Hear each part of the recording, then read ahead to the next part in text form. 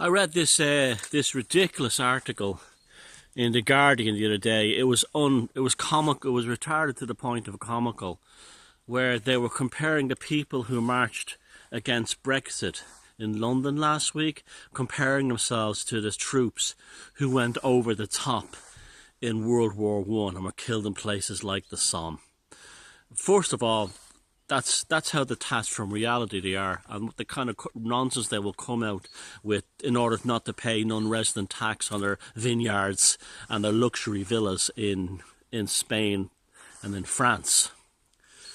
But in a way, they're kind of right too, because the beginning of the European Union, the idea of the grand European idea of all these countries working together for mutual benefit, began with World War One.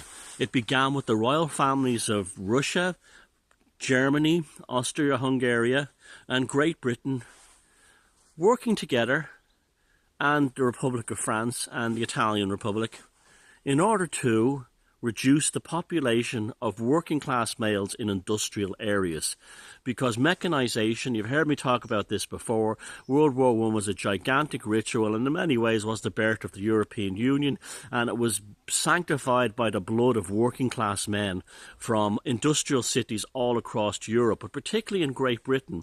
This is why you had things like the Accrington Pals regiments and all these Pals and working class regiments from factory towns in the north of England, and recruitment was far more intense from these places than it was from rural areas. And not just because of population, it was because they knew that they would have in Europe millions upon millions upon millions of young men of fighting age, unemployed, who would come back when the war was over, and they would start a revolution against the aristocrats and the royal families. And that's why the aristocrats and the royal families began World War One. And if you think it was for any other reason, you're beyond naive. And the evidence is overwhelming for this. They were all interrelated. The Kaiser Wilhelm was a cousin of King, I think it was George at the time, and or Edward, no, George I think it was. And they were all inbred Germans and Prussians, and that's what happened. Now the European Union was really began, and it was sanctified by the slaughter at places like Verdun, Passchendaele, and the Somme. We move on further.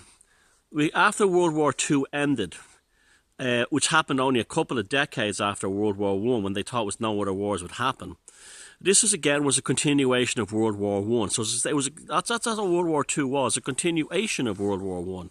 There was no peace between the two periods, and the depression and things like the influenza, the Spanish flu that wiped out even more people in First World War. That happened in 1919, and then after that you had the Depression, which it was an onslaught. As soon as these aristocrats in Europe got together, it was a massive onslaught against working class people all over Europe.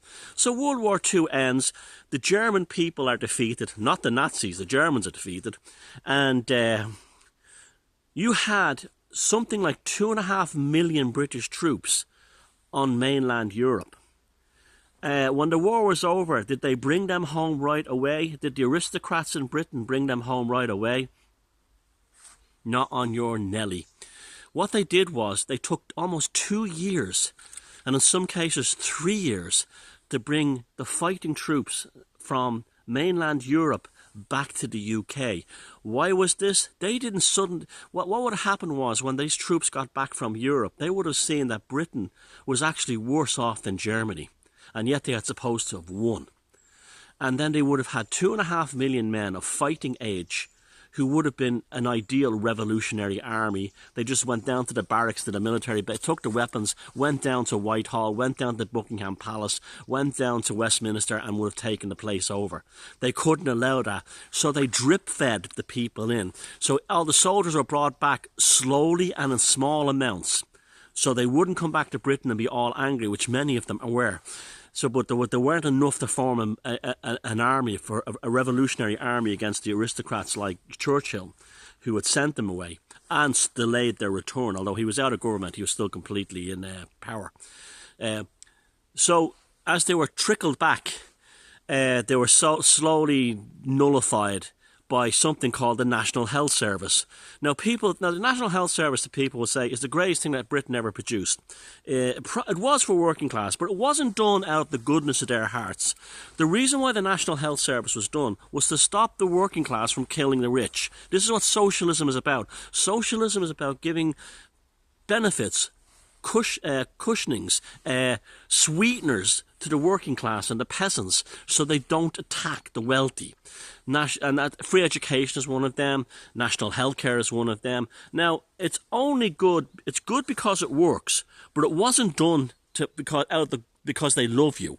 They did it because they wanted to tame you like an animal.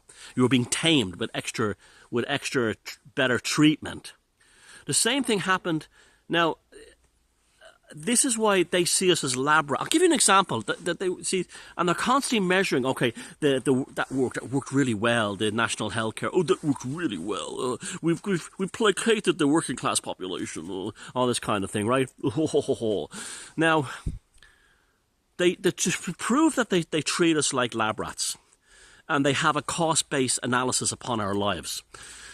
When I was growing up, all over Britain, Ireland and Europe, they were building these things called social housing. Social housing isn't built the way it was anymore. It's usually just, now social housing is usually apartments, existing buildings randomly rented out by the government. But they used to build social housing schemes. I grew up in one high-rise building. There was vast numbers of them built in Britain, from London all the way up to Glasgow, Wales, north of England, everywhere. They were in France as well. And basically, there'd be a large tower block with maybe a couple of hundred families or 100 families in them. And that was seen as the way to solve the housing problem among the poor. It worked for a while, but something happened and this is the real reason why. Now, you Irish people listening today, pay careful attention. This is why the government has not built social housing. They'll never tell you this is the reason why, but this is the reason why. In the mid-1990s, in the north of England and in parts of Scotland and Northern Ireland, they started to notice massive genetic anomalies in tower blocks in these areas, these tower blocks in these areas.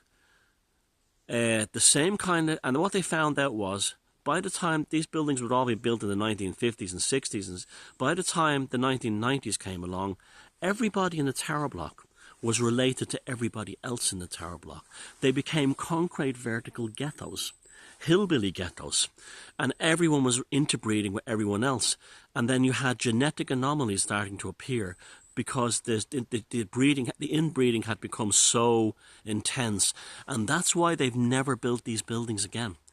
Now you say, oh, they did it because they cared about people inbreeding. No, they wanted to save money on the health services. Kids born with deformities.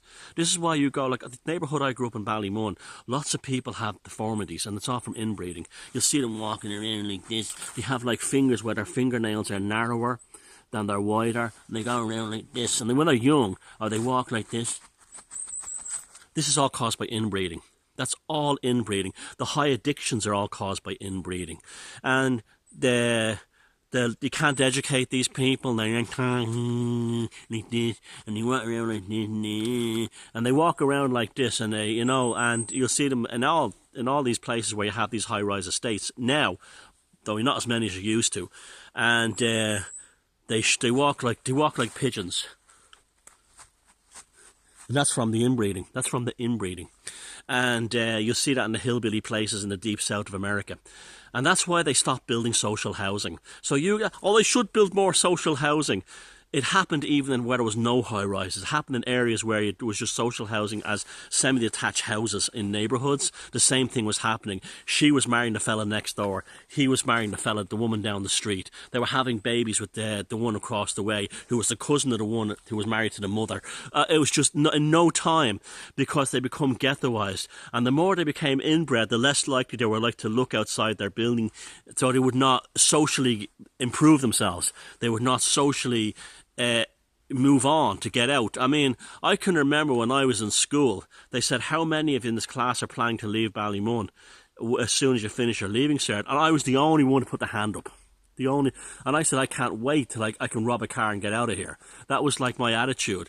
And not there was a lot, and even then the problems weren't so bad. But I can remember kids in school with the fingernails, where the fingernail was narrower from top to bottom, and you'd have the sunken shoulders and this kind of thing, and they had this, and that's not their fault, God love them, they were victims of a social policy that created inbreeding. But then again, they stopped it not because they cared about people being born with consanguous deficiencies. They stopped it because they didn't want to pay for it. They didn't want to pay for these people. They didn't want to pay for their lifelong lives on welfare. They didn't want to pay for it. So that's why they broke up social housing. It's from the goodness of their black hearts. And this is why the European Union is the ultimate expression of this. That's the real reason why the centralised control of the European Union came from, and so did the social policies of mass housing. That started in France with the brutalistic, it was called the brutalistic movement. That's really what it was called, the brutalistic movement. And the idea was to build these tower blocks, and you go to the suburbs of Paris, they're even worse than the worst parts, like parts of the north side of Dublin or parts of Govan in Glasgow, or anywhere in English, South Shields in the north of England. There's even worse than that, and that's in Paris, because this is the European Union. We are battery hens to them. And what do you do when you have an overproduction of battery hens? You kill them off. So yeah, when you were actually walking in London going, "Ooh, this is rather terrible, this Remainers, they're all commoners who don't understand that I like cheap Merlot." They were, because they're the ones who will never go over the top. They will send you over the top. And that's why working class people in Britain and lower middle class people in Britain was a peasants' revolt when they voted for Brexit. And God bless them. And it's one thing, I'll always salute the working classes and the lower middle class of Britain for voting for Brexit, because Brexit, as I haven't eaten this morning, Brexit, because that's what you save future generations of your own people. But be vigilant. Just because you've written one monster, you have to still watch the aristocrats in power, the psychopaths who are running the show. Remember, to them, it's just business from their cold black hearts.